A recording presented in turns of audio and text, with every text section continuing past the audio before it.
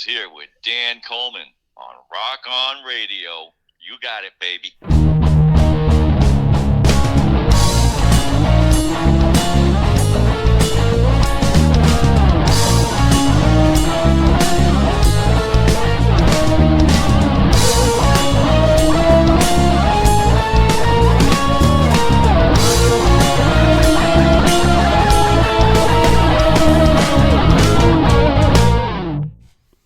Hello, everyone, and welcome to another Rock On Radio. This is the post-Clarksdale edition. I will get into the more of the Clarksdale edition once producer Claire and I are able to get back together again. But for now, Rock On Radio is sponsored by O'Connor's American Bar and Grill, located in East Hampton, Mount Holly, the official caterers of Rock On Radio. Phoenix Art Supplies and Framing, located on Route 611, otherwise known as Southeastern Road in Doylestown, Pennsylvania. For more than 40 years, Phoenix Art Supply and Framing have been providing fantastic deals, bargains, and frame services to the Delaware Valley. Lillipie's of Princeton, located inside the Princeton Shopping Center at 301 North Harrison Street. Jen makes her hand grenades of happiness, and we eat them. Lillipie's of Princeton. Dee Dee's Lights. Dee Dee is the official chandler of Rock On Radio, so if you want to look her up on social media, it is DEE Lights. She makes all of the candles for Rock On Radio merch. The Jersey Shore Jazz and Blues Foundation, who producer Claire and I went to Clarksdale, Mississippi with. Boy, I've got so much. We've got film footage, we've got audio footage. I did interviews with Bubba O'Keefe and Deke the Harmonica Guy and Watermelon Slim. All that'll be coming in the future. But go to jsjbf.org and see what the Jersey Shore Jazz and Blues Foundation does for local musicians as well as the local community and schools. New Jersey Stage. Go to newjerseystage.com. If you are looking for an arts magazine that covers the entire state and every art form in New Jersey, newjerseystage.com, where you could be listening to this show right now on one of their many radio programs that they air. Or we are one of their many radio programs that they air. Go to thepenguinrocks.com. AsburyParkVibes.com. Diane and Doug just had a great podcast with Burton Cummings of the Guess Who. But they also offer photography services with a staff of 15 photographers, press releases, band bios for websites, and so on and so forth. AsburyParkVibes.com. Deco Entertainment. Normally we are at the 2-track studios of Deco Entertainment, but tonight, as I said, producer Claire and I are in separate areas. She won't be along. She has left me unsupervised yet again, but look for us next week. We will be back in the 2-track studios of Deco Entertainment. We have a brand new partnership with Tyndall Road Brewing. My beer pick of the month, you can go to their tap room located at 102 Farnsworth Avenue in Bordentown, New Jersey. Go to their tap room, and my beer pick of the month is Sin Business. It's an Irish red ale that was released just in time for St. Patrick's Day, and it'll be up through the end of the month and into the beginning of April. That's Tyndall Road Brewing, 102 Farnsworth Avenue in Bordentown, New Jersey. And Sinister Footwear. Go to sinisterfw.com. Check out the crazy socks that our friend Tina sells. Use the promo code DCR Socks and you'll get 10% off at checkout. And if you want to find out about producer Claire and I, you can go to dcror.com, which is the quick link for Danny Coleman's rockonradio.com. Facebook, you can go to facebook.com/Danny Coleman's Rock On Radio 2. That is the number 2. Instagram and Twitter at Rock On Radio, all one word, all capital letters. And I would also like to extend my thank you to Radio Garden State. Mike over there has graciously taken Rock On Radio, as well as Danny Coleman's Got the Blues and the Rock On Radio Indie Hour. He's taken that all into his fine lineup of programs. So thank you so much. Well, this show was originally supposed to be much different than it is. But through a set of circumstances, it worked out to something totally different. Recently, and when I say recently, I mean within the last week or so, we lost another fantastic musician, human, and I can't even put into words what the music community of the Jersey Shore, specifically the Asbury Park, Keyport, Long Branch areas, what they have lost with this gentleman. The legendary Al Viss. And he went by Al Viss for reasons I'm not sure, in all honesty. I never asked him. But his name was actually William Schnitzer. And I can remember some band rehearsals with a woman named Patty Tracy, and I used to crack up because Al was a very unassuming, quiet, serious musician who, as you'll hear in one of the interviews, was called very teasable. And he was. He was very teasable, and he would smirk every now and then when you know that he knew that you were teasing him. He never lost his temper, never got angry.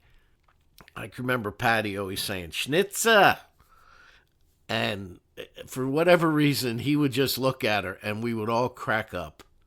But tonight I have interviews. Al and I, we were in Joe Weimer's band together, and we'll be hearing from Joe in a little bit. We were in a band called the Kim Yarson Band. We performed with, we were in the Zara Phillips Band. We also were regulars with a gentleman by the name of Cook Smith, who provided music for that anybody needed for anywhere or anything. Cook was always good for throwing a band together, of which Al Viss and I were always part. Al and I backed up more original artists at open mics along the Jersey Shore, light of day events. We did a lot, Al and I, and he will be sorely missed. And I could go on, but during this next 2 hours, I have an interview with Joe Weimer, an interview with one of his favorite people and favorite musicians, Carol Barbieri, and a little snippet from Vinny Lopez, Vinny Mad Dog Lopez, the original E Street drummer, who played with Al in a band called J.P. Gotrock, and at numerous local events, and also, you know, Vinny, I believe him and Vinny he might have met Vinny at the Upstage years ago. I'm not sure. But Al Viss was a walking historian of the Asbury Park music scene.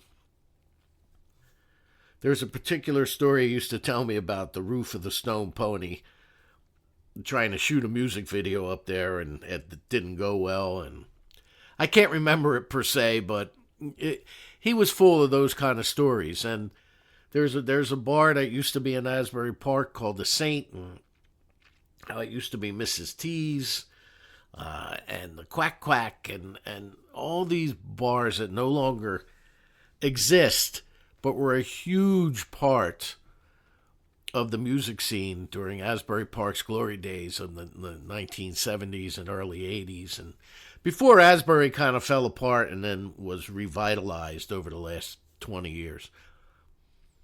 So tonight we're going to hear music from Elvis, from various individuals, and then I may give you a little bit of a preview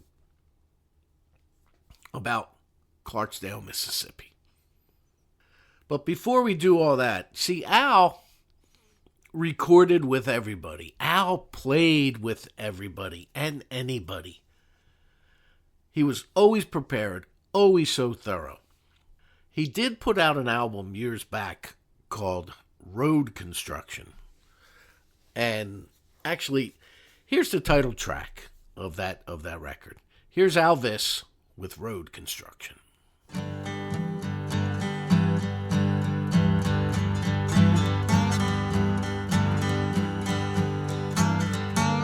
Well, I'm heading down the parkway about 5:15. I'm moving pretty good, going about 60, 65.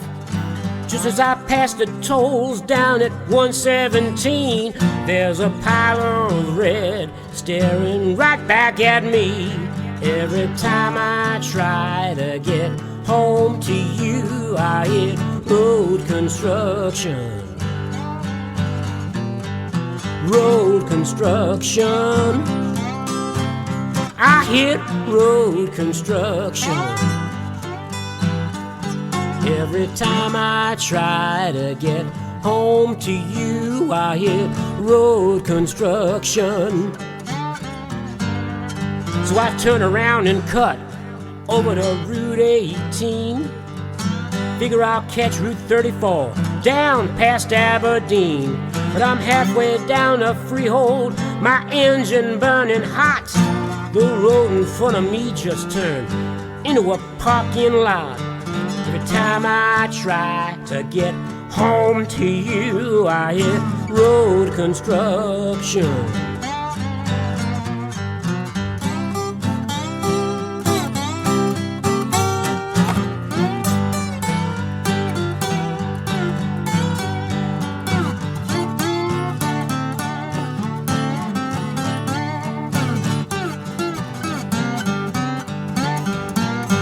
I got a woman and a dinner waiting for me, but I can't get there from here, and it's almost 6:30.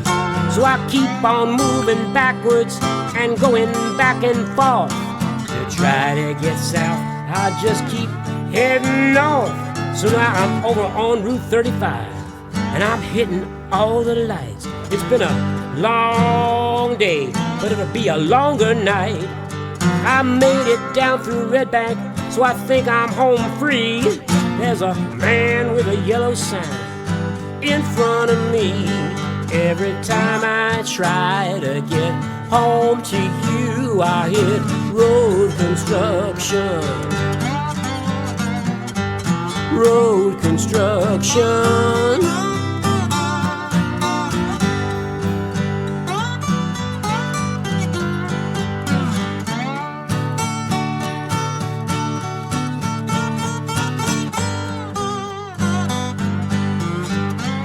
I hit road construction. I hit road construction. Every time I try to get home to you, I hit road construction.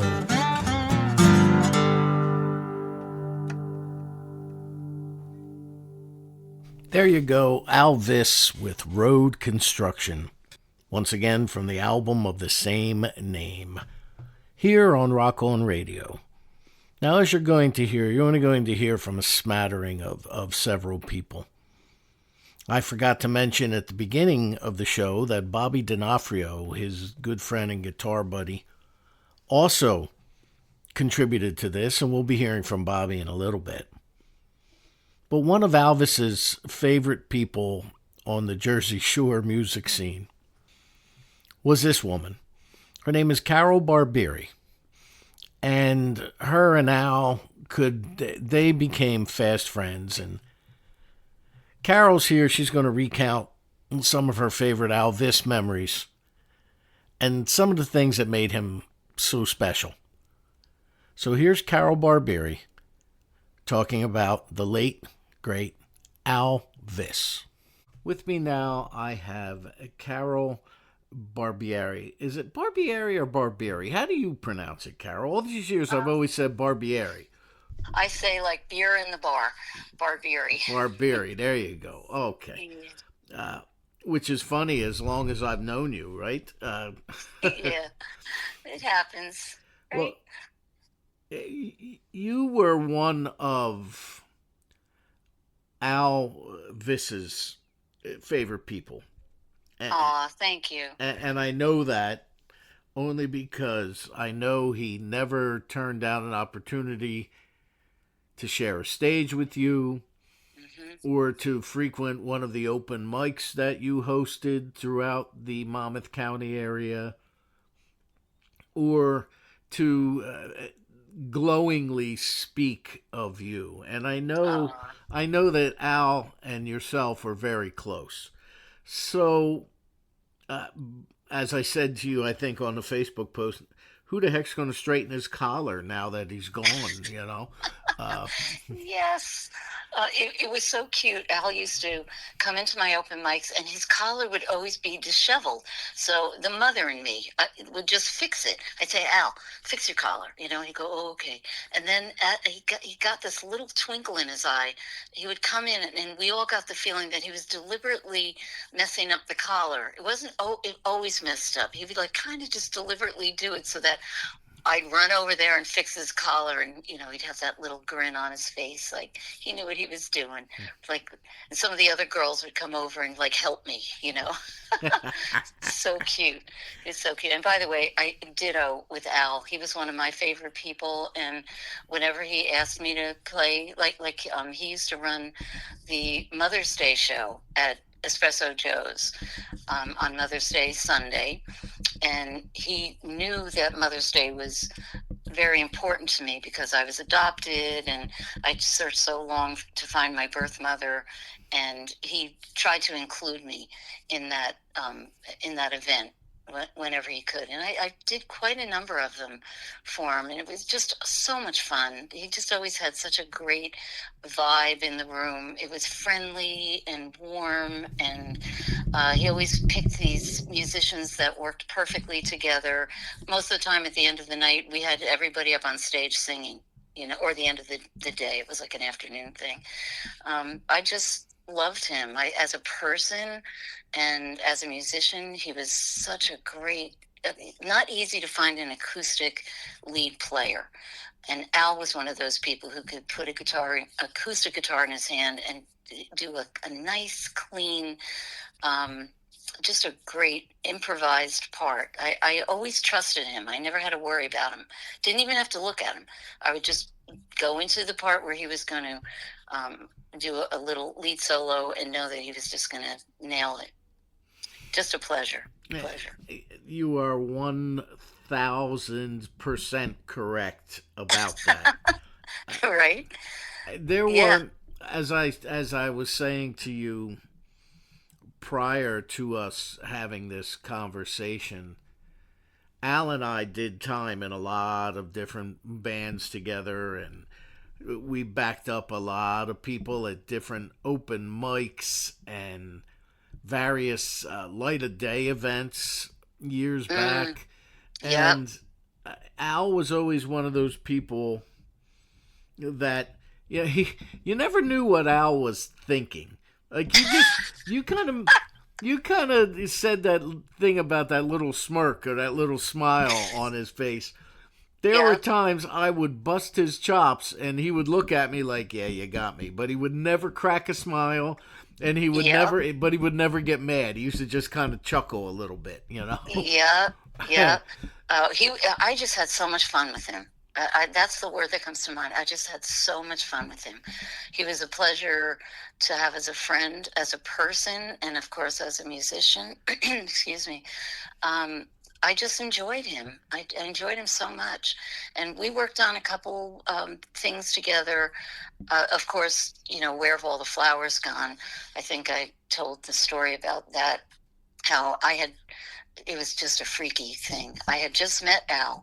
I think he came to Val's like a couple nights that we had our open mic, and he one night he just ran up to me and said, "Do you know Where Have All the Flowers Gone?" And I was like stunned because I had literally just learned the song the day before.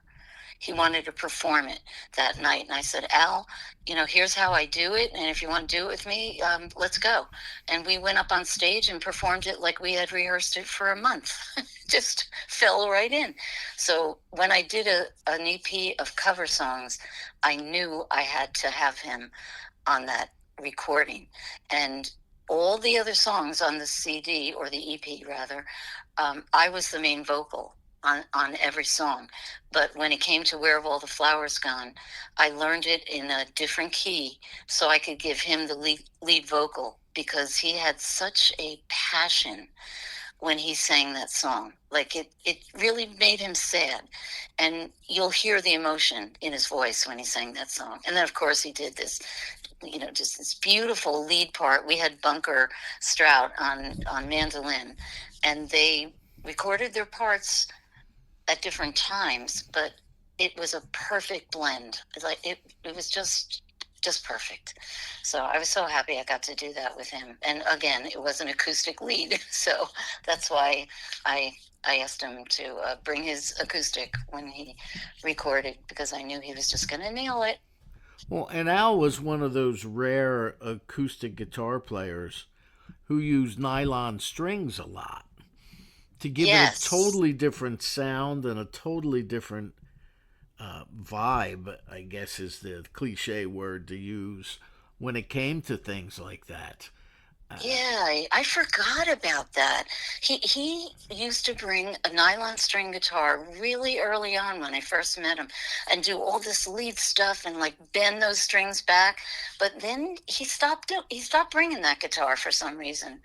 Um, but you just like reminded me that and nobody else ever did that except Al.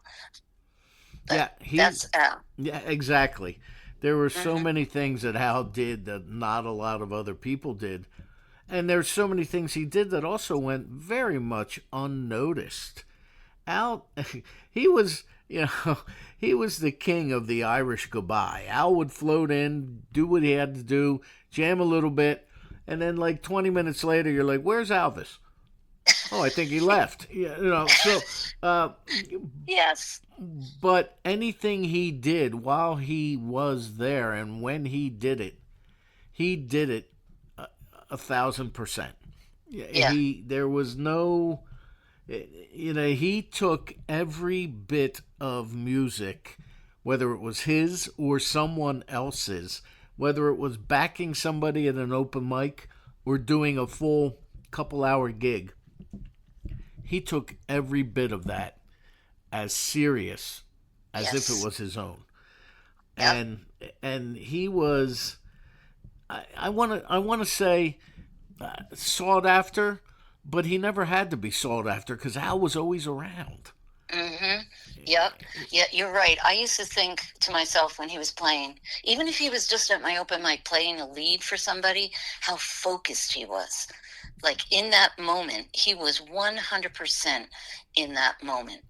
And I used to think it might be because he had to be so disciplined when he was studying music in college. One of the few people that I know personally who got their 4-year degree in music. Lots of people started, maybe didn't finish, or took a few courses or had music lessons, but Al knew theory and orchestras, and it's a tough program. Music programs are really, really tough, and to get through one, you have to know your stuff, and you do have to be disciplined and focused. So I used to think maybe that's why, or maybe he just loves to play so much, that he just really gets into it. Well, But another thing that Al was a historian, hmm especially of the Asbury Park music scene, yep. and Mrs. T's and the Quack Quack.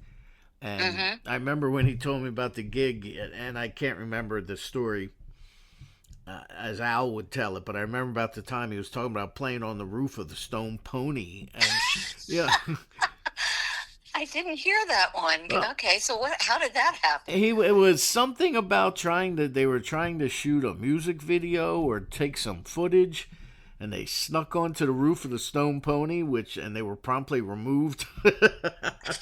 Oh my gosh! uh, Yeah. Oh, I wish I had known them then. All the band years. and He told me many stories about that. well, But like you said, he was an historian. When it came to the Asbury Park music scene, he lived it. He was living those days in Asbury Park with like Big Danny Gallagher and uh, Mad Dog. Vinny The Mad people that Dog were, Lopez, yeah. yeah, Mad Dog Lopez. They were all kind of hanging out in that area and playing all these gigs at bars, just going, going, going, going, going. And he loved the history of that era. As much as he loved the history of Jim Crow, like he would take a topic and study it and study it and study it and be fluent in talking about whatever it was that he was interested in. Fascinating, so interesting to listen to him. I could just sit there and listen to him all day. He was very smart and very interested in a lot of things, especially if it had to do with music. Well, and you know how mellow he was. He was hmm very unassuming, Yep. Alvis. And I used to, oh God, I used to tease him constantly, and I'd be like, "You're an animal, Al. You're a beast." Yeah. Yeah, he was very teasable, Yes. right? There was Yeah. something about it, and he would not show his emotions very much. No.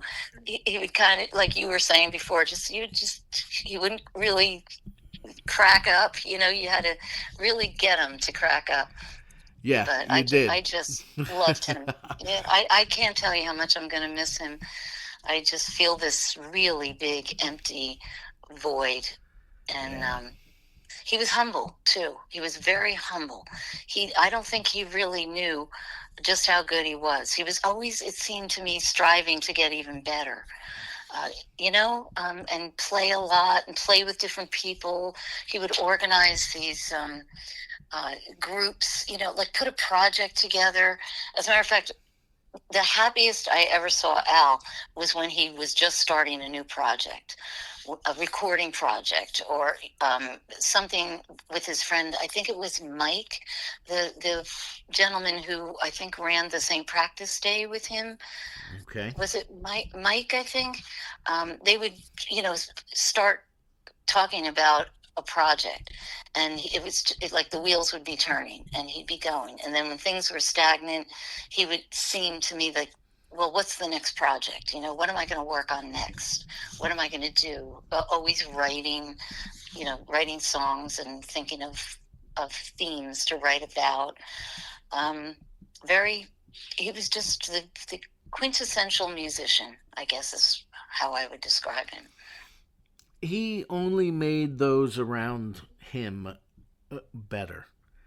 Al, he Yes. never wanted the spotlight. He just Nope. wanted to be part of he wanted to be a part in the sum of the equation. Yeah, hmm and I just remember, as I said, anything we ever did together was always, he was always so easygoing about the events. He never came unprepared either. Correct. Yep. And there were times I can remember being asked to do a gig, and I'm like, okay, well, what's the music? And 3 days before the gig, I'm sent like a entire set of original music to learn. And I'd get there nervous as could be, and Al was like, no, it's like this. Don't worry about it. I got it. Yep. Yep. and Yep. he was just so good at it. Yep. Always wanted the other people on the stage to shine.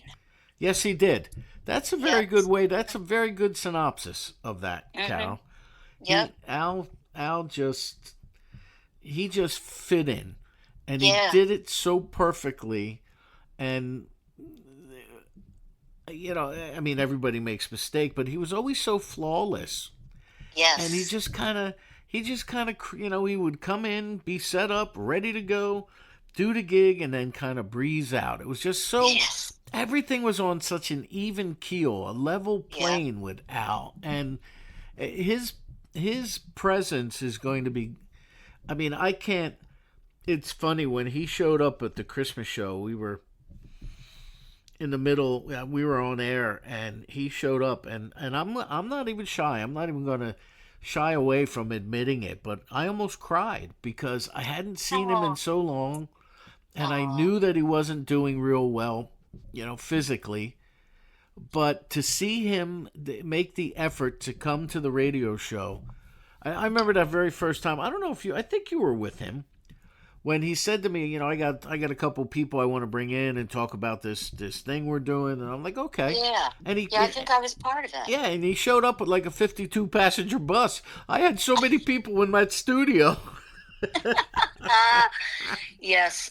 I know that he did some of those, and I think only at one of those with, I think, Samantha Dorienzo and Will, Yes. and oh, I'm trying to think, Karen, I think, Oh gosh, there were so many. Selinger. While we're talking, I should probably pull up the picture because I've got that picture somewhere um, buried in my archives of that night he Right. showed up at the radio show that way.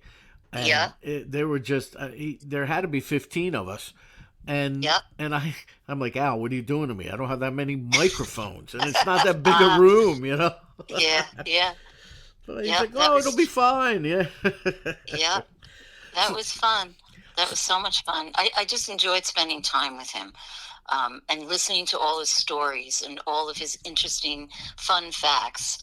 As a matter of fact, he knew so much about the Asbury Park music scene back in those old days that I used to tell him all the time, Al, you've got to write a book. You've just got to write a book. And he would say, oh, I don't have time, or well, maybe one of these days. But boy, he just knew so much. He had so many facts in that little head of his. Yeah. I'm going to miss hearing about them. So, if you could look back on the time spent or the time knowing Al, be it performing or just talking or hanging out during a music event, is there any one, and I know there's probably many, but is there any one thing that really stands out for you, Carol? Hmm. Wow. Boy, there's more than one. I'm like thinking of a few of them spinning around my head. I would probably say that night that we did Where Have All the Flowers Gone? Like, it was such a crazy thing that he walks up to me. I barely know him. And he asked me to do the very song that I had just learned the day before. And I felt like that was so, like, magical that I felt like and I got a real good vibe from him, that night. And of course, the other nights, that I felt like we were meant to be friends, that we were destined to be friends. And after that, I guess he made me feel so comfortable in the friendship and in our musical collaborations that I felt like he was almost meant to be in my life. Coming out of like the soccer mom mode, I didn't even know there was a music community in in this part of the state, and it called on him for advice, just to always pick in his brain. And I felt like from that one night that we were going to be friends and collaborators. I knew I wanted to work with him. And I guess he made me feel like I belonged in the community right from the get-go. He just made me feel really comfortable. So I would have to say, yeah, that night when we played Where Have All the Flowers Gone.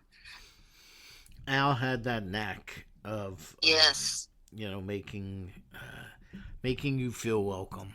A lot of music scenes, when you're a newbie, people kind of ignore you or don't want to give you a chance. But if you asked Al to perform with you, he'd sight unseen. He'd be like, "Sure, what do you want to do?" Yeah, Absolutely. and Yep. that's just who he was. And one last thing before I let you go, Carol. Thank you Sure. so much for Oh. taking the time to share your memories of Alvis. Thank you for the invitation. I appreciate it. If he was here today, what would you say to him? Thank you. Just thank you. Thank you for your friendship and all the things you taught me musically and all the time we spent together. Just, I couldn't imagine being here in my life now without Alvis having been in my life this last 15 years or so. Just thank you. He was so generous and kind and caring, and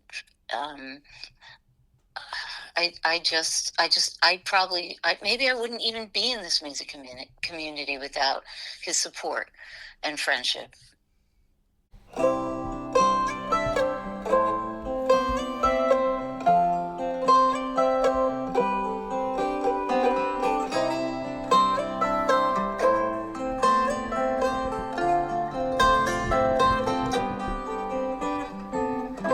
Where have all the flowers gone? Long time passing. Where have all the flowers gone? Long time ago. Where have all the flowers gone? Young girls pick them, everyone. When will they ever learn? When will they ever learn?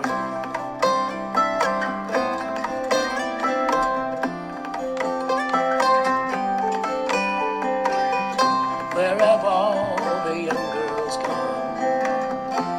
Long time passing. Where have all the young girls gone? Long time ago. Where have all the young girls gone? Gone to husbands, everyone. When will they ever learn? When will they ever learn?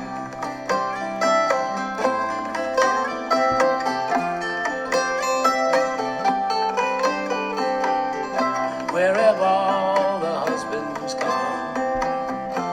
Long time passing. Where have all the husbands gone? Long time ago. Where have all the husbands gone? Gone for soldiers, everyone. When will they ever learn? When will they ever learn?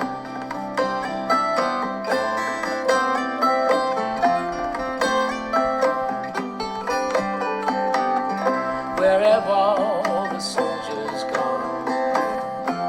Long time passing. Where have all the soldiers gone?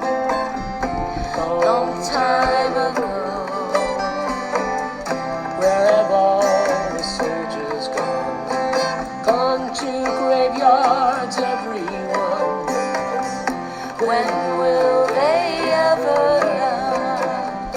When will they ever learn?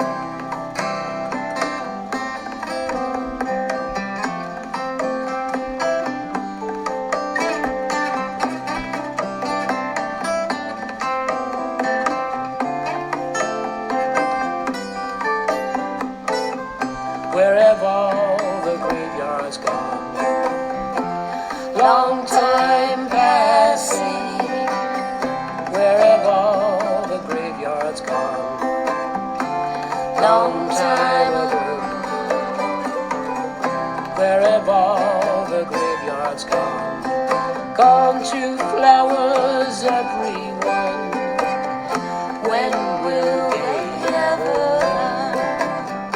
When will they ever learn?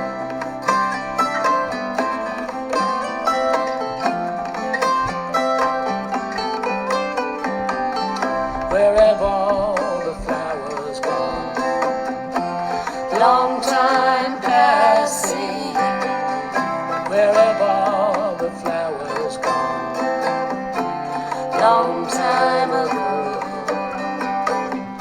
Where have all the flowers gone? Young girls pick them, everyone.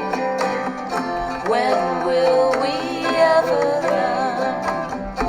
When will we ever learn?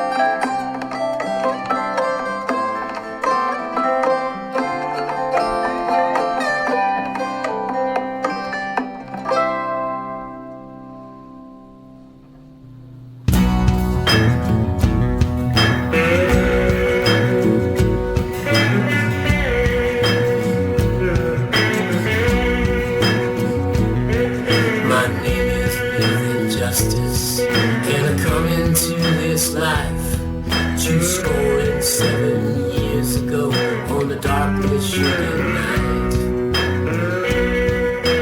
I have been through poverty, and I have been through pain. All the things I fought against seems like they're back again. And I wonder what is coming to. Can a man ever be free when he opens up his eyes without knowing what he'll see? My dad was born in Covington, a former slave's grandson in the Mississippi Delta, where the red rivers run. One day they say he spoke some words to a local white man's wife. So he left his home and family, and he ran for his life. He hopped on a freight car, got as far as Ohio. In the Great Migration, chased by old Jim Crow.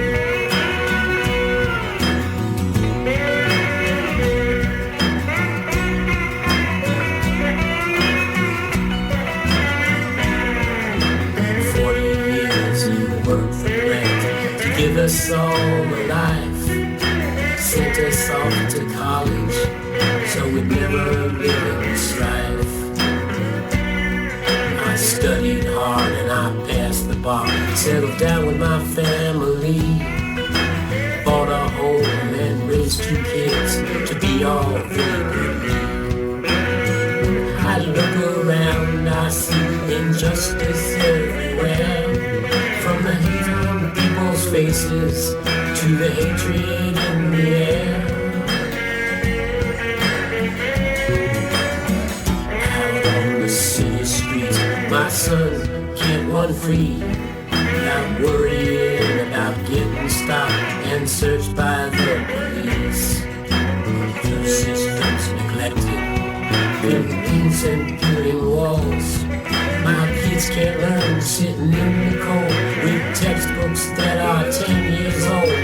Poison in our water, kids sick from paint with lead, and all the politicians say all the lies we've been fed.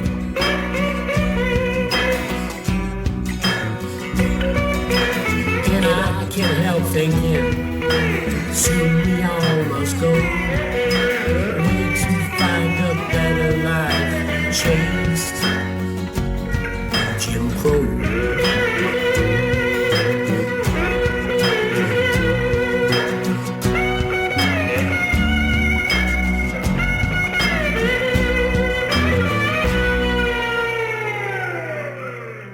off of Elvis's most recent and unfortunately his last studio album, Clown in the House.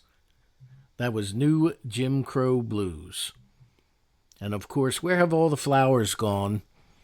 Him and Carol Barbieri, which is on her album, which you can find on Bandcamp, I believe it is, called The One. Following Carol is a gentleman by the name of Bobby D'Onofrio. Bobby ran an open mic with Carol Barbieri for years, something that Elvis frequented. Oh gosh, did he frequent it. It's one of the places where I met him and performed with him. And here's Bobby recounting his memories of the great Elvis. Elvis was playing with John Cavallo and his on bass, and Elvis and John started that band. They were in a band for 22 years, and they had multiple players. But when I ran into them in Belmar, it was just John, Elvis, and John's brother Mark Cavallo, great drummer on drums. And when John Parkhill bought the Deal Lake Yacht Club, and he was my brother-in-law, rest his soul, John said to me, "Bob, can you give me some bands? I'll put you in charge of getting bands in here." I go, "Yeah." So the first band I got in was a 3-piece Chickaboom. And John loved them. And I remember walking in with my wife on our wedding night. She's in a wedding gown. I'm still in my tuxedo. And Elvis is up there, and Mark and John. And after the first set, John goes, "You want to be in the band?" And I was tickled pink because John and I were in our first band together called the Stormy Johnson Band. Elvis is the first guy I ever played with at the old Quack Quack in Asbury Park, New Jersey, when I remember walking in and he's playing, and you didn't get paid a lot then, you're talking late 70s. So he goes, "Bob, bring your guitar down, sit in with me." And I didn't get any money, but I got like 6 free mugs of beer. And we'd be playing Dylan songs, Rolling Stone songs. And that's where I got my really start playing out a lot, because I started playing guitar a little late. But I remember after a long time, me and Elvis became very close friends. And I did my first duo ever. My first paying gig was with Elvis in the Porthole, which I believe was or is Bar Anticipation now. And Elvis says, "Okay, you got to sing Lion Eyes Harmony with me."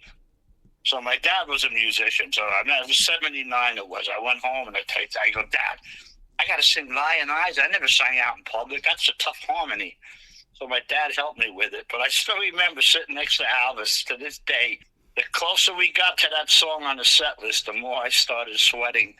And we get through this song, we finish the set, and they go, "Man, that was the most nervous I've ever been." He goes, "Good, welcome to rock and roll."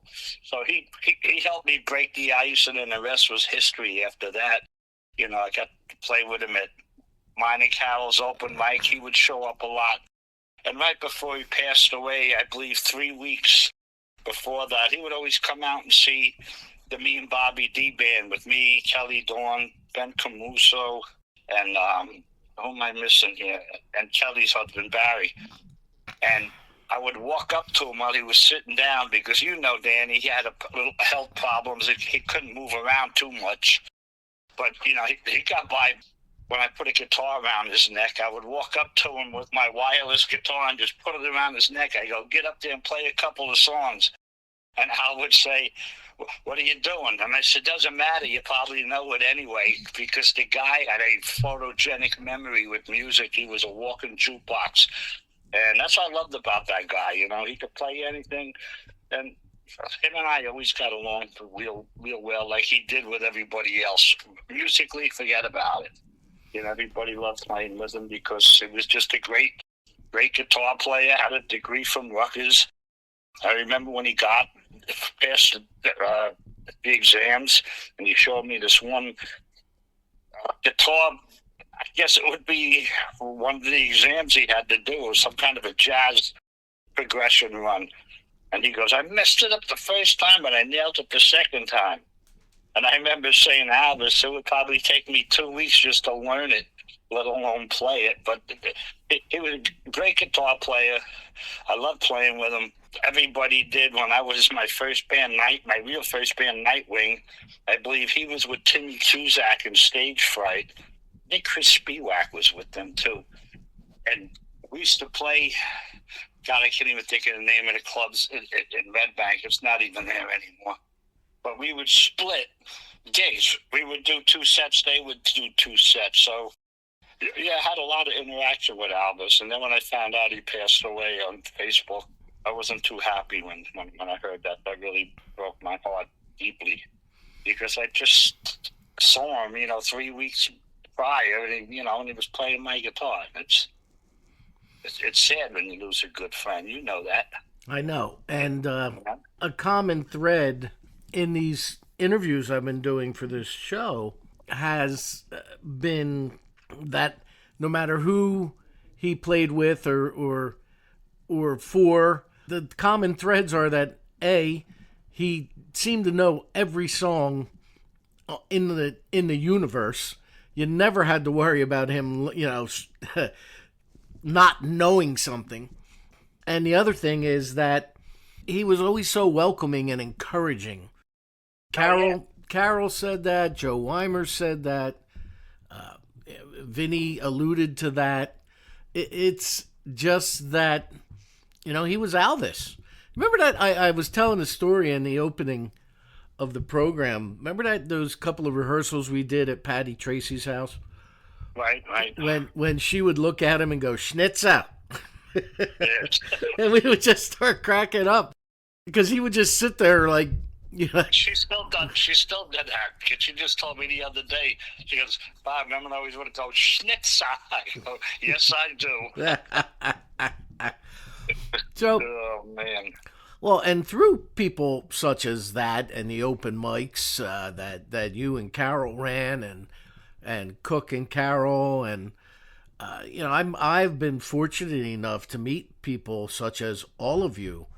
And do you have a favorite Elvis memory, so to speak, that you can throw out there?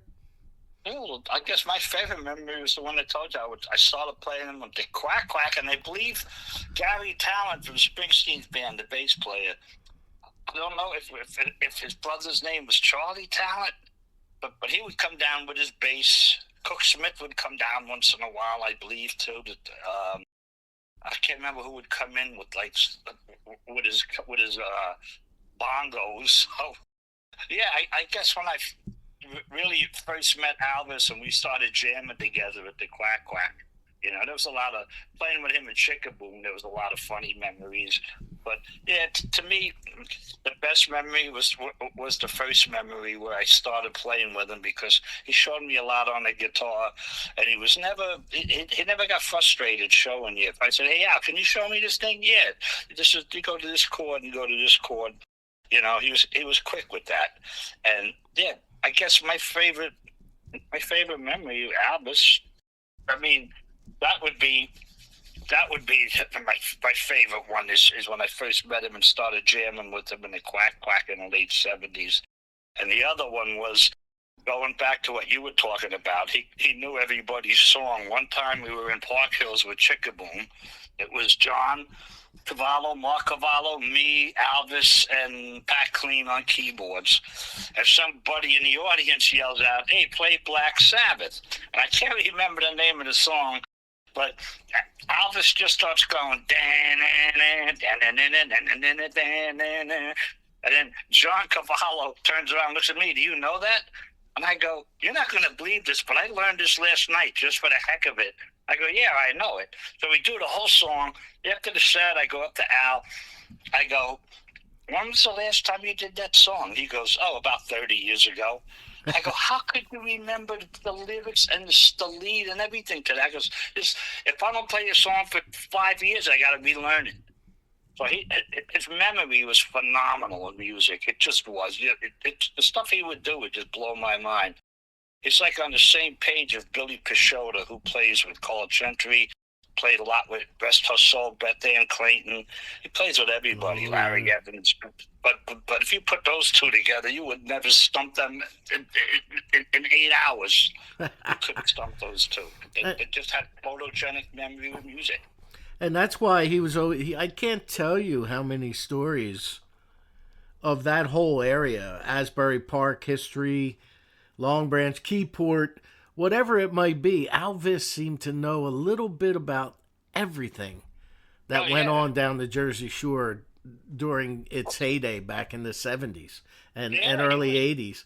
He was involved with Clearwater. He was on a committee. What was the old one? SOAP, the Society, for Asbury performers. He was always involved in music all the time. And with his friends, he always had time to play with him. If you asked him to come up and do a song, My favorite song I ever played with Alvis that I always loved, and him and I were going to do that, recently. The last time I saw him at one of my gigs, I said, "Hey, Al, we got to do Rain King together again." Because I used to love playing Rain King by the Counting Crows with Chickaboom, with Alvis singing it. That song reminds me of Alvis, and so does Hurricane Carter from that old Bob Dylan. Because I think that was one of the first songs I played with Alvis, because he had me learn that whole album. That was back in the day when you learned off an album. You had a penny and a rubber band on your needle because you would wear it out so much. True story. Al was one in a million. He was as a musician, and I loved him, and we never got in an argument, nothing, So it's kind of weird because when Patty sent me a text message that Al passed away, so I'm not even picturing this, And I'm going, first it looked like AI, like the computer, artificial intelligence. So I go, Alvis. Let me go to his page. I go to his page, there's nothing on it. All of a sudden, a post appears that I can't remember who put it up. Pete Dolan or somebody like that. And it says, Denise wanted to let me know that Alvis has passed away. And I just kicked my my little coffee tray table right across the room into the wall. And my wife came in, "What's going on?" I just was like crying, and I said, "I just lost one of my closest guitar friends in my life." Are you kidding me?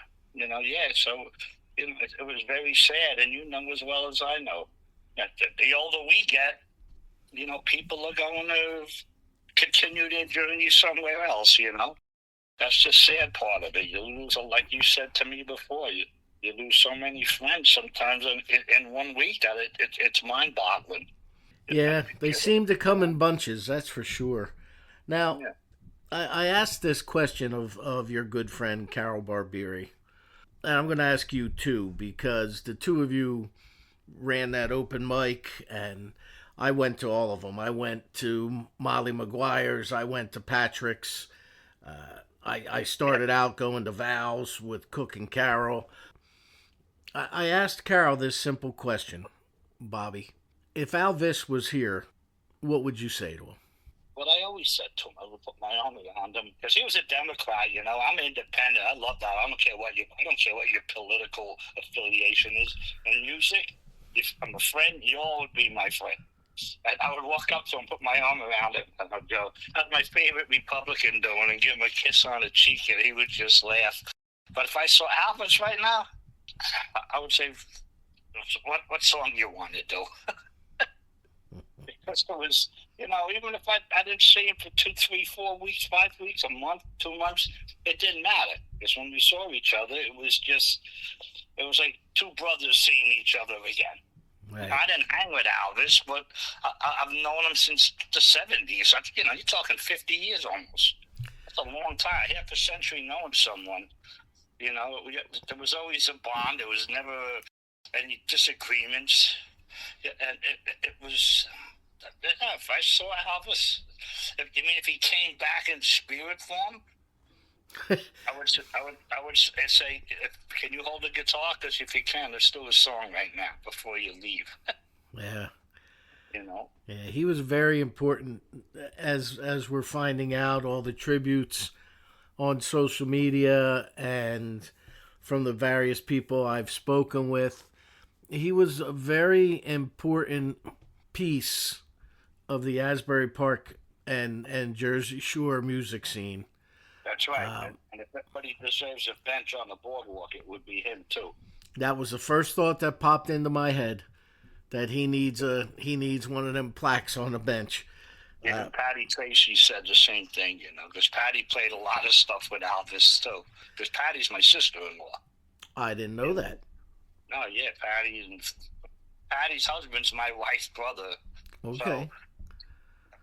So, Patty's played a lot of gigs with Elvis. Did duo with him, played on the boardwalk with him, played by, I guess that's on the side of Convention Hall. She did a lot of gigs with him. And one time I had Patty and Kelly at my house here, and Elvis came over. We went downstairs. I have a 16-track Akai recorder, DPS 16, and Elvis wanted to do like 4 Christmas songs. I said, okay, so I brought it down. They set it up. So I can't remember the Christmas song. I know I still have the file because Al always would post it at Christmas time. And Al goes, I'll do the harmony lead on this thing so we can get this done quick. I said, yeah, go ahead. What he did with one take on both harmonies, I just stood there looking at him like, oh my God. It was, and then we put the vocals in, and I think we did Silent Night, maybe Deck the Halls. I don't remember all the 4 songs we did, but they came out great, and it was just, it just boggled me how quick Elvis could pick something up on a guitar. You can hum him the song, and he'll have the song down for you. So that was a good memory, doing a little Christmas 4-song CD with just me, Elvis, Kelly, and Patty. That was pretty cool. Nice. But yeah, because Patty's starting something. Talk to Debbie DeLissa about having Chickaboom, like including Vinny Lopez. I guess everybody who played with Chickaboom being like the house band at the Wonder Bar. And then we bring people up to sing a song because it depends how many people show up. You can limit it to like 1 song or 2 songs. Or maybe a band would come up, but that would take a lot of time. Just keep throwing bands after band after band. So you do like you have the house band, and you bring people up to sing a song. But that's just started. It's in the works right now. John Cavallo knows about it. He'll be up here. Vinny Lopez said he'll be coming up here, I believe, in June, because you talked to him. So, yeah, we got to put something on. And then Al and I were talking about doing an open mic ourselves like we did for Santa Ray. Have people come in, maybe pay $5, go up there, with your duo, your trio, whatever, do 2 or 3 songs and run it just like an open mic. And that worked out well for Santa Ray, and I think Elvis would really like that too.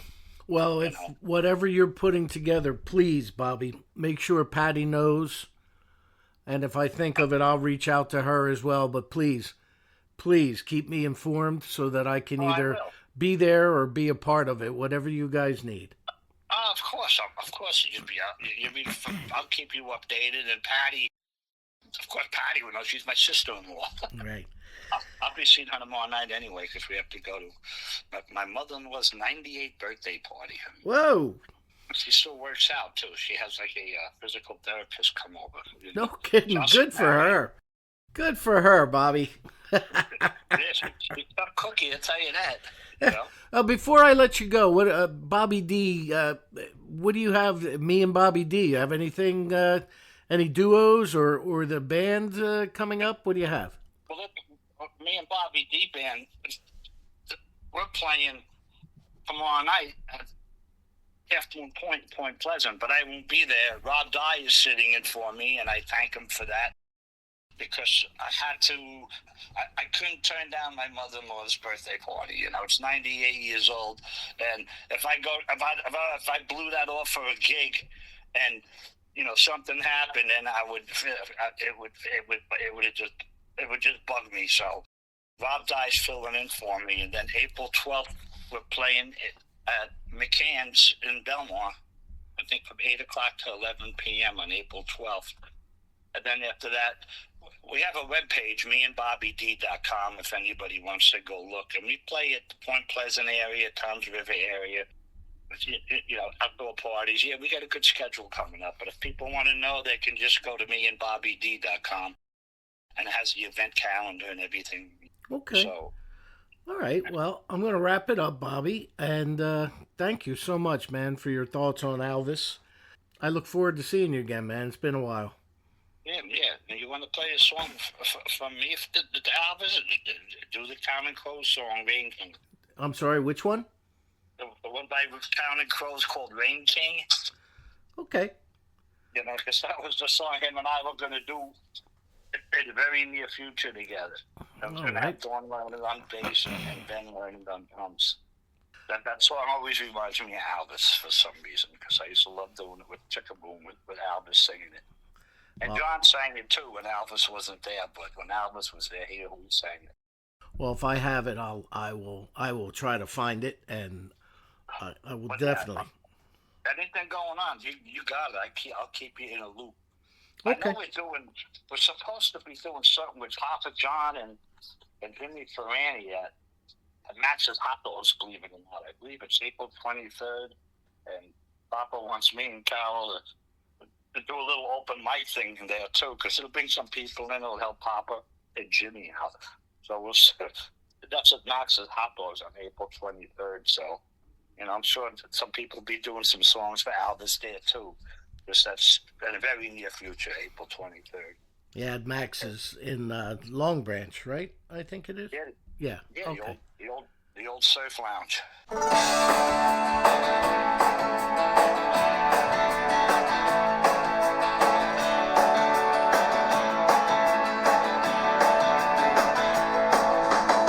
When I think of heaven, it's never me in a black winged bird. I think of flying down in your sea of pins and feathers and all of the instruments of faith and sex and God in the belly of a black winged bird. So try to feed me, 'cause I've been here before and I deserve a little more. I belong in the service of the Queen. I belong anywhere but in between. She's been crying, I've been thinking, and I am the rain king. Well, I said, Mama, Mama, Mama, why am I so alone? Well, I can't go outside, I'm scared I might not make it home. Well, I'm alive, but I'm sinking in. If there's anyone at home, sure play dark. Why don't you invite me in? Don't try to lead me, 'cause I've been there before and I deserve a little more. I belong in the service of the Queen. I belong anywhere but in between. She's been lying, I've been sinking, and I am the rain king. Hey, I only want the same as anyone, and her son is way for the sun. Always seems night endlessly begins and ends. After all the dreaming, I come home again.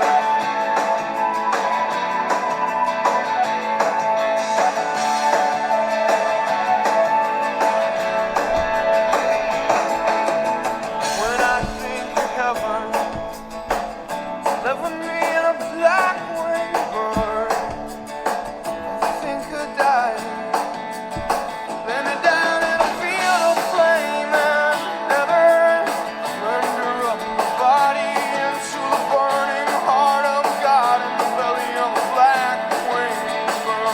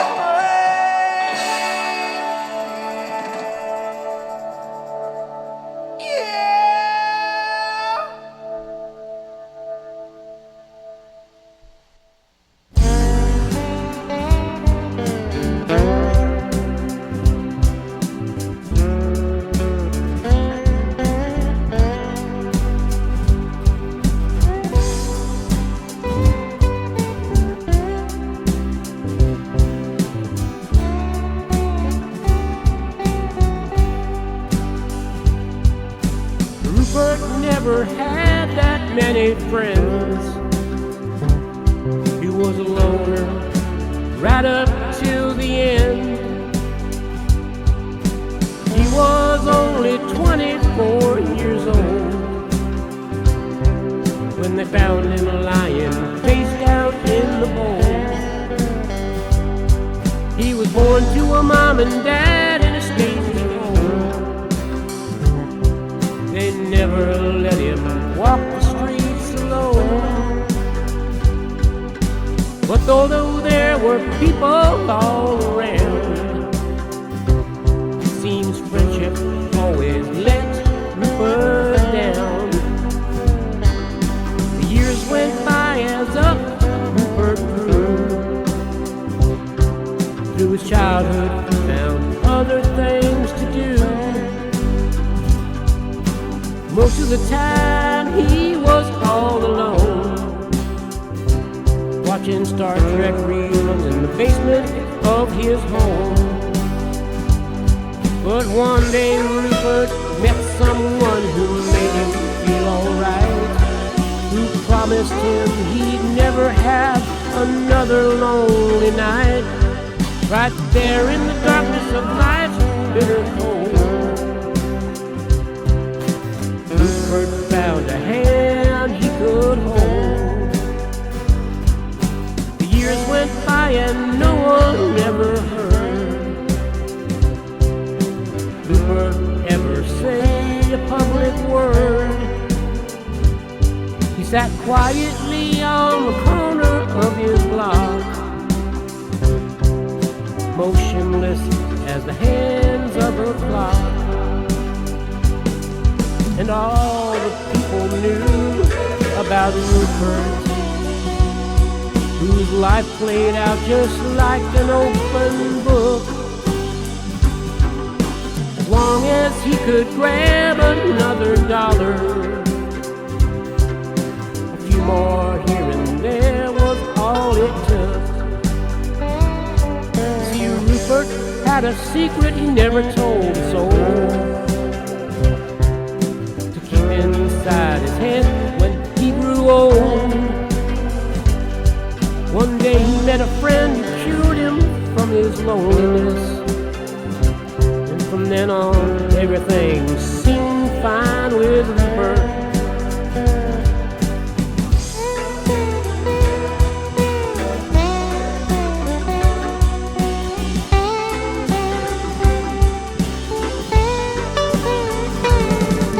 Rupert finally found a hand he could hold,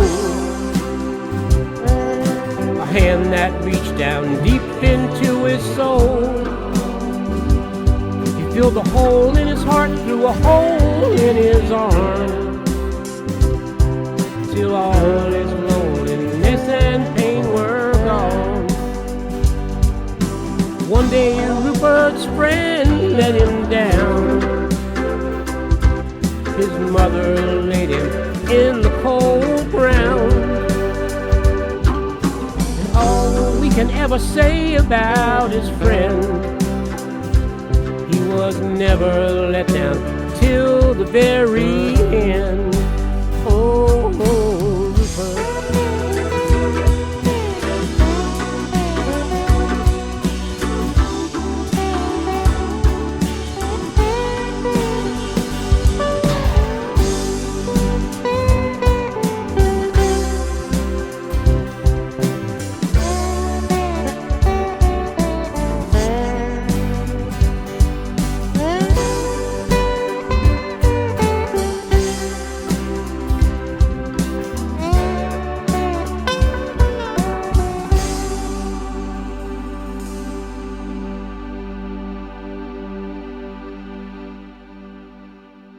Also off of Clown in the House, that was Alvis again with Rupert's song here on Rock On Radio.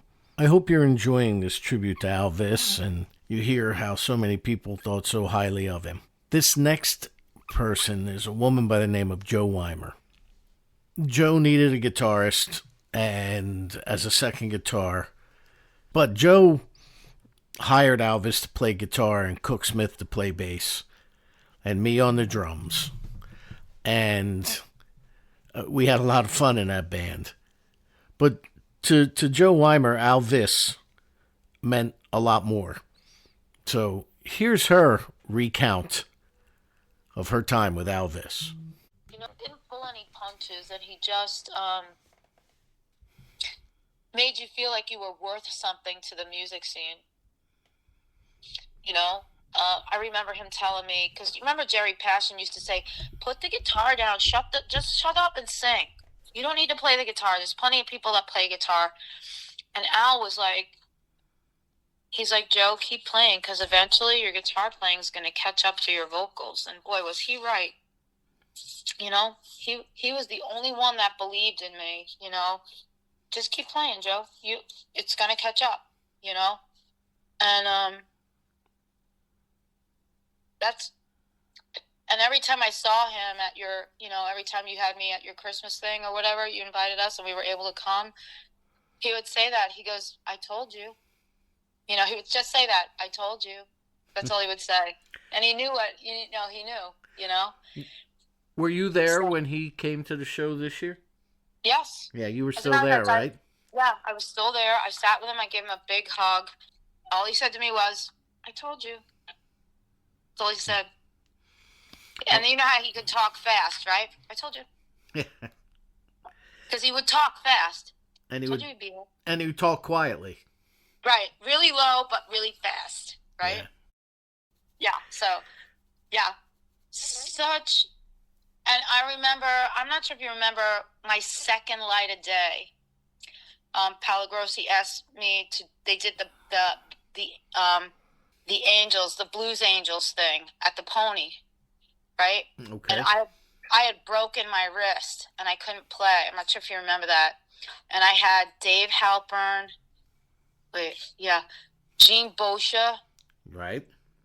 It was the Itty Bitty Band, that's right. It was before you. It was Jim Cooper, Helen Radke. It was a bunch of us, right? Steve Romanowski. And I forget who played bass. I forget if it was him or not. But they asked us to do the Danny Gallagher set for the Blues Angels for Light of Day at the Pony. That was the first time I ever played the Pony. And I had Carwin's Telecaster with me. And I'll never forget, Al was there. He was there. And we did the Danny Gallagher song. I forget what song it was now. It's been so many years, right? And he was like, when I got off the stage, right, he looked at me and goes, "Yeah, you did really good. You made Danny proud." I was like, "Oh my God, okay." Because he knew Danny Gallagher. So it was like, Yeah, he was very good friends with Big Danny Gallagher. Yeah. That's why I said he better get his name on one of those benches. For sure about that, The Asbury Angels. Angels. We have to make it happen because, I feel like the JSJBF should be part of that because he wasn't part of them, but he was a huge influence on the blues scene in this area for many, many years, Anyway. When is the first time that you encountered Alvis?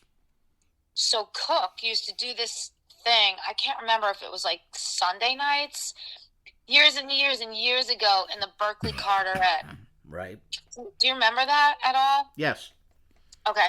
Years and years and years ago. And Cook had me come up and do some songs. And I forget what it was that I did. It might have been Make Love to You, Etta James. I won't have making love to you. Or so whatever that was. Right?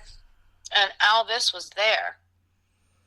And he came up to me and goes, "You sound just like Etta James." I'm like, "No, I don't." And he's like, "No, you do." And then we started talking. And then he did Sprangles, but he also used to do Darcy's, right? And he had me come and play with him one time. And then I couldn't get a guitar player to fill in for Steve when he couldn't play. And Alvis was like, "I'll play for you." And so that's when that whole thing started, right? Mm-hmm. And he was playing at the time with Carol Barbieri. I'm not sure if he was actually playing with her, but you always saw them together playing somewhere, right? Right. So he did the thing at Darcy's too with her. Then I saw he was playing with Sandra from Vintage. Mm-hmm. So I saw him playing with her a couple times. But he really enjoyed playing with me because he knew I had some blues history, a little bit of blues history and all that stuff. And so he had heard some of these guys used to tell me, just shut up and sing and put the guitar down. You don't need to play guitar. There's plenty of guitar players around. And that used to get me really upset, Danny. I mean, really, really upset because I spent tons of money to learn how to play guitar, and I have taken lessons from the best. Billy Hector, and I'm going to tell you what Billy Hector told me. He told me, get out of my studio. All you need to do is practice. You know the theory. You just don't practice. I've taken lessons with Sonny Ken, Gary Wright, Pat Carwin, Matt O'Ree, Jerry Topinka. I mean, I've taken lessons with all these guys, right? And I'll never forget Al telling me, eventually, your guitar playing is going to catch up to your voice, and you're going to shut everyone up, And he was right. He's right. He was so right. Even with the broken wrist and all that stuff, he just had this, sense about him to know who had talent or who needed to be nurtured to discover their talent. And that's what made him special. He was just intuitive with everyone he played with. He just felt their feelings or felt their vibe and knew what to say and do and how to approach it, He was just a great guitar player and a great human being. And that's really, he was intuitive with the music. We lost a really wonderful human being in this music community, and I don't think it's a shame that not everybody knew who he was.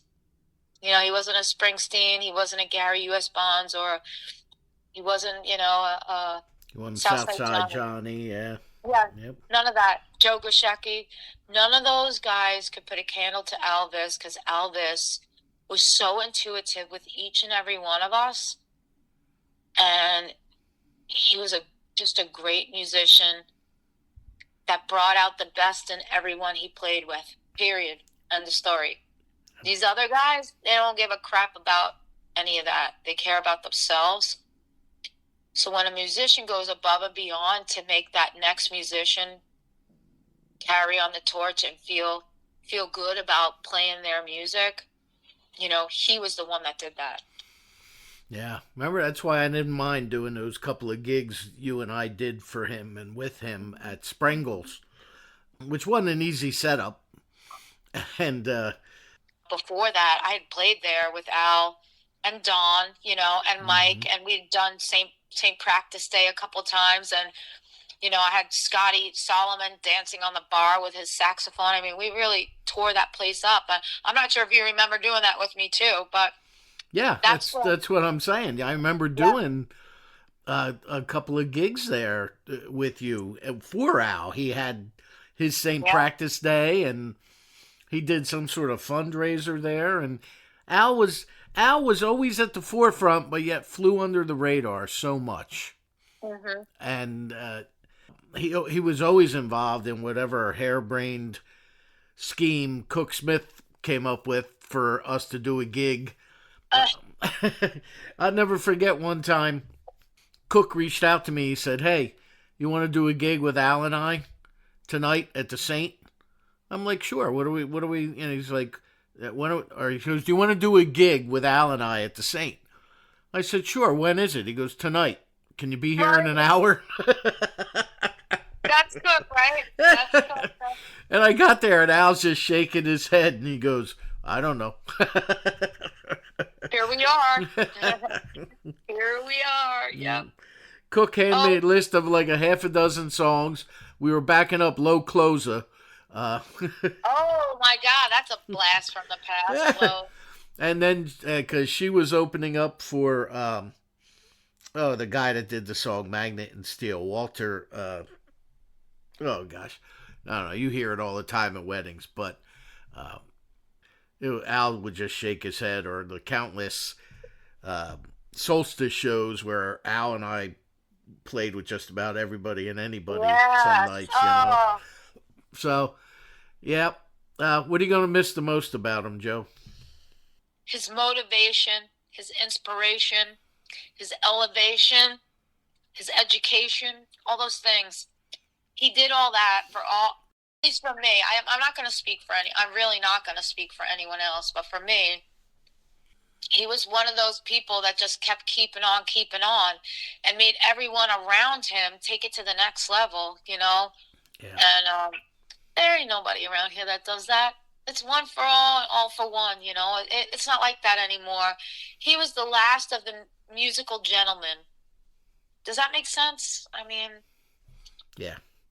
I don't even know how to put that into perspective, but he was just a gentleman who would play with anybody and encourage them to be the best version of themselves every time they were playing. He's just a musical gentleman. I can't even explain it.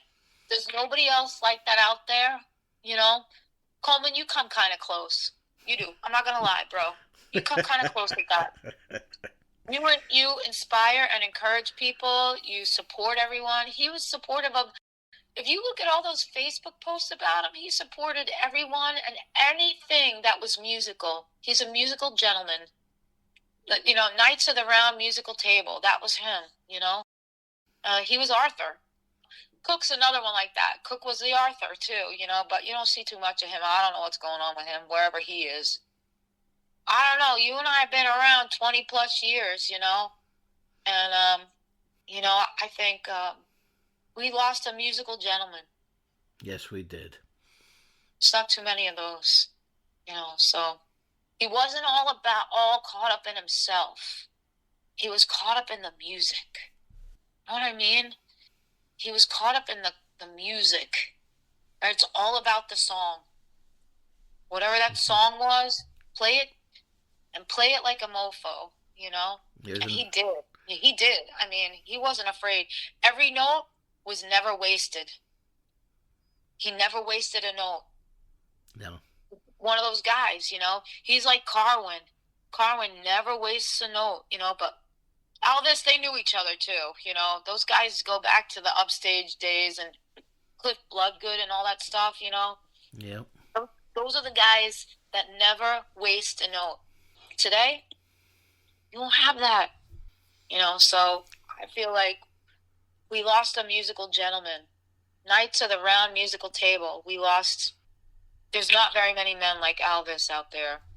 And he's, you know, he touched so many people musically and personally. Like, from a motivational standpoint. You know what I mean?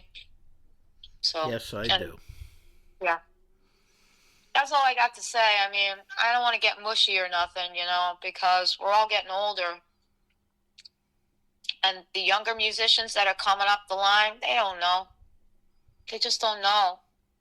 You know, it's all about themselves. Instead of it being about the song, it's all about how many selfies and how many followers and this and that, you know. I hate to say that, but somehow... we've lost our way a little bit around here, especially at the Jersey Shore, you know. And Elvis was one of those guys that kind of was like the glue that kind of kept everyone in check, or musically. And he would say, yeah, go do that. Let's try this. Let's do this, you know. But I don't know. There's not very many guys out there like that anymore. And he'll be sorely missed by a lot of us, for sure.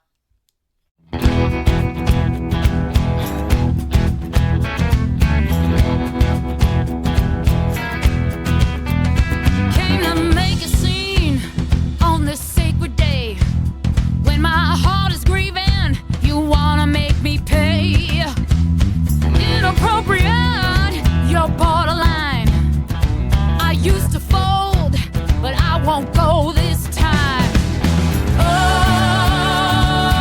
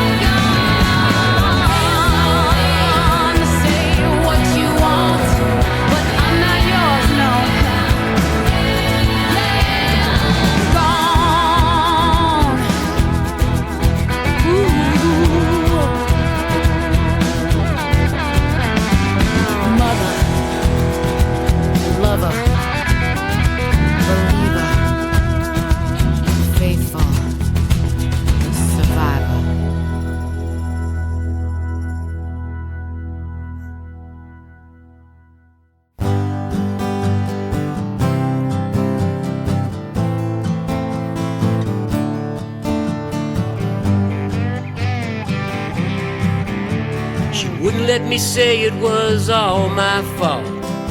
She wouldn't let me say anything at all.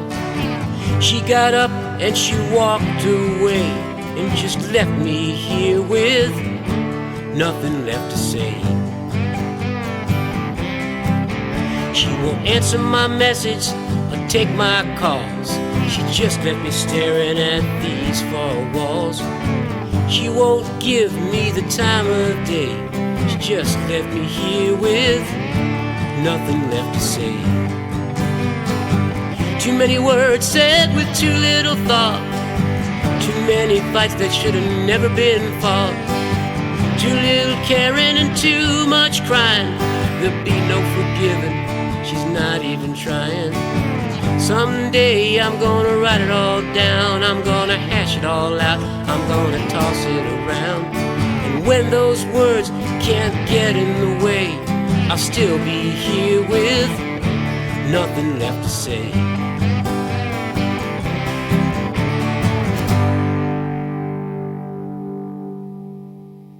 Off of Road Construction, there's Alvis. Wouldn't Let Me Say. Joe Weimer, of course, before that, with a reimagined version of the way Al and I used to play with her, but the song was called I'm Gone. Well, the original drummer for the E Street Band, Vinny Mad Dog Lopez, also had a relationship with Alvis. They were in a band together called J.P. Got Rock. Back in the day, they used to play all of the venues around Asbury Park and the such. And recently, I think it was in December, they were filming a Bruce Springsteen movie in and around Asbury Park, and they needed a picture of the marquee of the famed Stone Pony. And one of the bands that they put up on the marquee to go back in time was J.P. Got Rock. Well, here's Vinny Lopez talking about Alvis and his memories of jamming with Al and his current wonderful Winos bandmates. I know they're talking about a thing for Elvis, but I don't know what they want to do, but I'm in. You know, us Winos are in. I know you were in a band or two with him, as I was in 4 or 5 bands with him. Yeah, so I figured I would just reach out and get some little bit of thoughts or a little bit of history between you and Al. So, all right. Well, you know, what can I say? You know, I mean, Al and my cousin Johnny were friends before I met him. Because Johnny had Rutgers connections and he knew him from up there and knew the bands that Elvis was playing in. I didn't necessarily. And then I ran into him, and then it became J.P. Got Rock. You know, with Erdman, it was Little Vinny, Rosalind, me, Elvis, of course, and other sundry people that we would have come in and sit in with us, you know. And we did nice sets. But Big Danny was around, too, and we all were Whoosies at one point. And we were all in different, you know, we all went to different bands together, you know, or we were all in different bands together. So it was a fun time, you know. So, and that's all really I got to say about Elvis. His father was a gas. His father was something I didn't like getting it because I didn't have a car, and then they had to drive me where I had to go. So, but his father would pick us up, and he was the judge, you know. And he would he wasn't a great driver. I was scared to drive with him. He stopped one time right in the middle of Route frickin' 18. We're going 60, and all of a sudden in the fast lane he stops. Oh boy! I don't know why, and I'm sitting there going, "Oh shit! Oh shit!" Sorry about the language. Now he picked you up. Did he pick you up, drum kit and everything, or? No, I just go where they were going. Oh, okay. No, none of that. No, because that wasn't a roadie. That made me laugh. The very first gig I ever did, the guitar player's mom had to pick me and my drum kit up. So that's of course. Yeah. Oh, hey. But she had a big old Chevy Impala. See, if somebody's picking me up now, it's easier. I got one case, you know. That's a thank you. You know, So but we'll see. I know that Alvis often spoke about J.P. Gotrock, and it's I'm glad that he got to see that name on the Stone Pony one more time as they were filming that Springsteen movie. Yeah, you know, that was good. I got the J.P. Gotrock, the big sign we had with J.P. Gotrock, you know, on the sign, and we got the music, and it's good. It's a nice thing. It's a big white sign. I got, you know, you can fold it up, you know, banner, I guess you'd call it. Right. But it's in storage. I got it. I'm gonna get it out. Nice. You know. So if there was one final thought about Alvis, what would it be? Hey, guitar player for everyone. You know, he knew all the licks. He loved playing songs. He loved playing whatever. He loved playing with Big Danny. He loved playing with anyone, really. You know, he's a great. I played with him last year. We played in Neptune, a gig. The Winos came in, and him and his gal, they did some songs, and he did some songs, and it was a fun gig. And you know, I always enjoyed being with him. And I'd see him, like sometimes, like the Winos will be playing, and then all over there behind the bar, I see him. You know, but then we're done playing, and he's gone already. So that's Alvis, you know. He was fantastic at the Irish Goodbye, Alvis. He would sneak in and sneak out like the wind. Gone. You know, where the hell did he go? Oh, I thought he was right here. You know, he was right here. You look in the men's room, he's gone. You know. But he was good. He was good, and he just genuinely enjoyed music, and the end of his life was tough on him. So yeah. You know, rest in peace, there, Alvis. Ready? Yes, sir. 2, 3.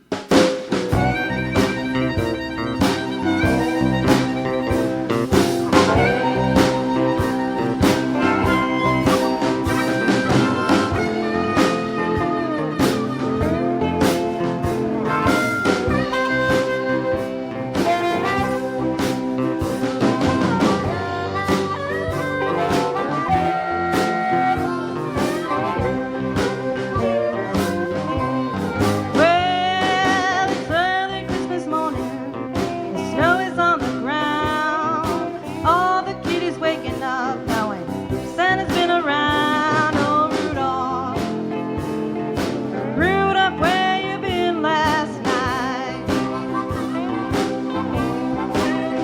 Your nose was already talking out your head, and you ain't been treating me right. You've been out running with all your reindeer friends. Better start to shape up, or you know how this will end. Oh, Rudolph, Rudolph, where you been last night? Your nose was already talking out your head, and you ain't been treating me right. Something funny going on underneath the mistletoe. Your antlers are all crooked, your hooves are full of snow. Rudolph, Rudolph, where you been last night? Well, your nose was already talking out your head, and you ain't been treating me right.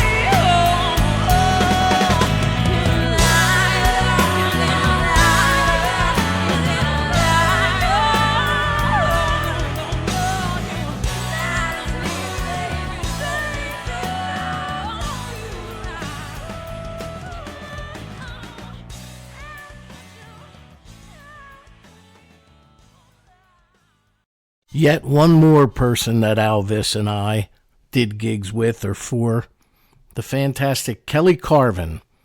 She's since moved to Nashville and met her husband and musical partner. They go by the Carvin Walls or Kelly and Troy duo down there in Nashville. She's got a couple of kids. That's a track called Don't Lie to Me. We played that on a Mother's Day or a Father's Day on a Sunday at a thing here in Trenton, New Jersey called Art All Night. Well, this next thing is the last interview, to my knowledge, that Alvis did with anyone that I'm aware of. He came to the Rock On Radio Christmas Spectacular on December 16th, I think it was, or 15th, which was held at Asbury Park Vibes. When he came in, I literally almost cried. I hadn't seen him in so long. I knew his health was bothering him. But he sat down with us, and then in typical Al fashion, got up. I thought he was going to get something to eat, and he disappeared. And that's the last time I saw Alvis. I spoke to him a couple of weeks before he passed, but this interview is the last time I had the pleasure of him being in my company. No, I put up the But we're going to invisible do wall. Kenny next, too, right? No, we are, but Yeah. I'm going to finish with Al real Okay, quick good, here good, because good. Alvis. Now I know you're kind of ailing a little bit health wise, but what do you have going on? Anything? Well, I got a couple of things. I'm trying to do as much as I can under the circumstances. As everybody knows, I've had kidney failure a couple of years ago, so I've been dealing with that and problems associated with that. But I've been recording with artistgroupmusic.com, and that's who put out my Clown in the House CD. So I've got a 6-song EP out with that, and I'm also doing gig here and there with like Lauren Bazzelli, Lady Buzz. Oh yeah, you remember her? And so is she singing again? Oh yeah, well as much as we can. She does a lot of conventions and stuff these days. Like today, that's where she was. That's why she can't be here. She's at a convention with her boyfriend. They do like Comic-Cons and stuff. Yeah, she's just an incredible person. She's got all these talents. So that's I'm doing as much as I can. I can't do a lot. I'm hoping if I get a kidney, I'll be able to do more. And that's pretty much my story. All right, somebody give Al a kidney, will you? What do you guys? Who's had it? I think I saw one over there with the food, isn't it? Well, it might be. Yeah, no, that might be liver and onions. But But you don't want Danny's liver. No, you know what? Actually, my liver's probably this big. I can give you part of it if you want. True. But yeah, I mean, come on, somebody. One of you guys got to be drunk enough to give Al your kidney. No? Maybe not today. Maybe you. tomorrow. You can. I could do that. Yeah. What's that? What was that scene from Young Frankenstein? A.B. Normal? Abby Normal? Abby Normal. Abby Normal? That's right. Venus night. That's correct. He's going to be very popular. He must be really popular. Right? Well, that's good, Al. I am so glad. You don't have any idea how it warms my heart that you made it here today, man. Well, thank you. I was sitting down and I was thinking, because I really didn't go nuts promoting the party this year or anything. Yeah, I didn't see it anywhere, yeah. And Keeping it a secret. I created a Facebook event Everybody. 4 weeks ago, but it was more actually for the air dates of the shows. And I said, I was sitting down thinking, well, I probably should invite some people or, I'm wasting the space. And Diane was kind enough to give it to us. And then I was like, oh, shoot, Alvis. Been a few years, hasn't it? I know. But I'm always glad to see you, my friend, because I've always had a good time with you. And, we you will again, too. Kind of took me under your Asbury Park history wing there and brought me in on some projects. And it was always fun sharing the stage with you, my friend. Yeah, you played on one of my singles, actually, didn't you?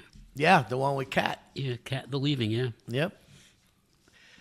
Yeah, we go back. Which Danny was and I. funny in itself because the whole record was cut, and then Al decided he wanted to add drums. So we went to Cook Smith's basement, and I was trying to figure out how to put drums on something that was already recorded. And there was no click track. With no click track. So But it worked. And I'm sure you did a great job. We handled it in post-production.